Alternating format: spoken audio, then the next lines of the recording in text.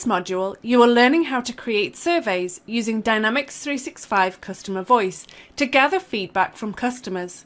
This video will demonstrate how to add additional languages to a survey to create multilingual surveys for customers worldwide. When a survey is created, the language used is the root language tied to the Dynamics 365 Customer Voice environment.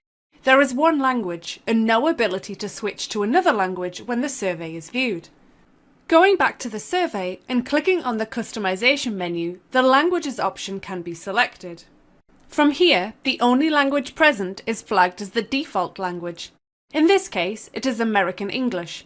All options are grayed out for this language. There is no way to add translations or delete it. Using the Add Language menu, other languages can be searched for and selected by clicking in the box next to its name to add it to the survey. Once a new language has been added, clicking on the ellipsis next to each one provides the ability to set it as the new default, delete it, or add translations. Clicking on the name of the language will also take the survey maker to the Translations Overview page. This page displays the entire survey with all of the questions. Clicking on the header, descriptions, or question text will provide a box where the translation can be added. This process is manual and can be time-consuming if multiple translations need to be added. Instead, going back to the Languages menu and clicking on Advanced Options provides a link to download a template to use for adding and then importing all translations at one time. After the file is downloaded, it can then be opened.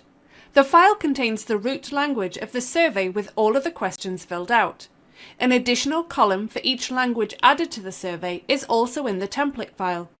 This can then be filled out with all of the necessary translations. Once the template file is complete, it can be uploaded back into Dynamics 365 Customer Voice. When the import is complete, clicking on one of the languages will show all of the translations have been added correctly. Now, previewing the survey shows a drop-down menu from the top, including all of the languages that were added to it. If a respondent has the language setting on their browser set to one of the languages the survey was translated into, it will be displayed in that language automatically.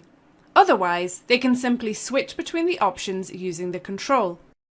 The Advanced Options contains a switch to determine if respondents should be able to change languages. By default, this is turned on. After turning it off, we can see that the control is no longer displayed. The language displayed for a respondent by default can also be controlled using Power Automate and creating a flow that generates a link including a language parameter at the end of it. Simply adding an ampersand, then the letters LANG, then an equal sign and finally the language code to the end of the survey URL will force the survey to be displayed in that language.